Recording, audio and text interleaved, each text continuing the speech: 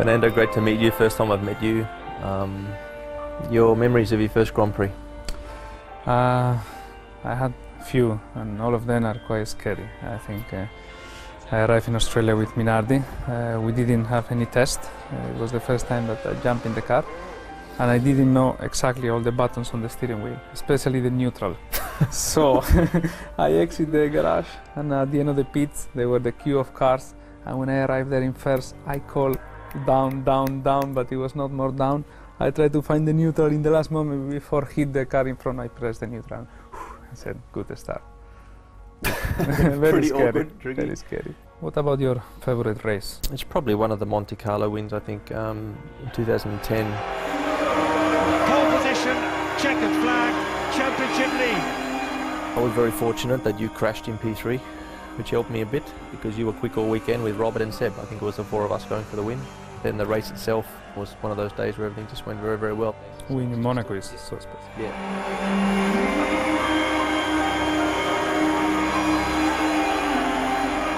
And you? Best race? Me best, One off. I think it was Malaysia 2012. Remarkably, Fernando Alonso wins a Malaysian Grand Prix. He takes the victory. This is one of the most beautiful. This is one of the most beautiful. We are so proud of you. So proud of you and of the team. Yeah, we've had some good battles on track. I think. The one I remember is Eau Rouge. Yeah. Oh, they're so close on the way in, and come back, turn around, David. It's all right. They didn't hit each other from the screen. There was one which you were not happy with. I think the guys maybe can find the footage. I was in the Jaguar, absolutely zero grip, no traction whatsoever. The Renault was complete opposite. I think the Jaguar was not bad in the quick corners, but the Renault in the low speed was unbelievable. And I was basically, I was cutting you off everywhere. I was blocking you everywhere. I was putting you it was just. I don't remember. No rules. I will check. There was no rules at all. Now I would probably get a 10 race ban. It's good to battle with someone that also respect and you can battle fair. Yeah. No, some of the rookies that arrive in Formula 1 or with GP2 mentality, it's very risky. Roman Grosjean over the top of Alonso, and this has a massive impact in terms of the championship.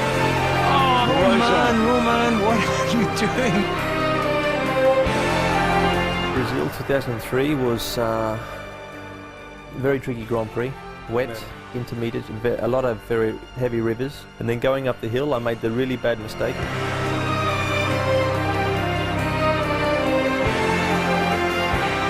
And I don't think what people understand on TV is how steep this climb is. Really blind corner. Absolutely blind. And you had a huge shunt as well. Was that your biggest crash in Formula 1? Yeah, without any doubt. For you? I think Valencia. Yes.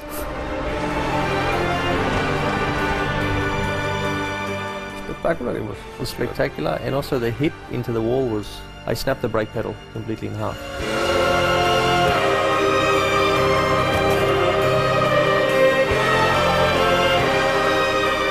We talked many times about what will be after Formula 1.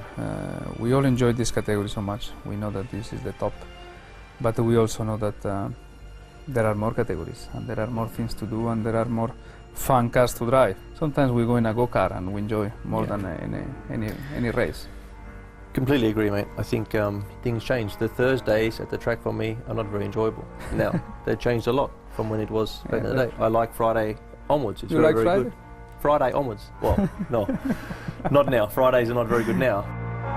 You want to race at the highest level and race with the best cars against the best drivers and on the best circuits, but you're also open to the fact that there are more things. It's not the bubble. It's not just the bubble that we're in. There are life outside Formula 1. That's right. You guys are out of a job, mate. These guys are rubbish. Who's going to win the title this year? Oh, Real Madrid.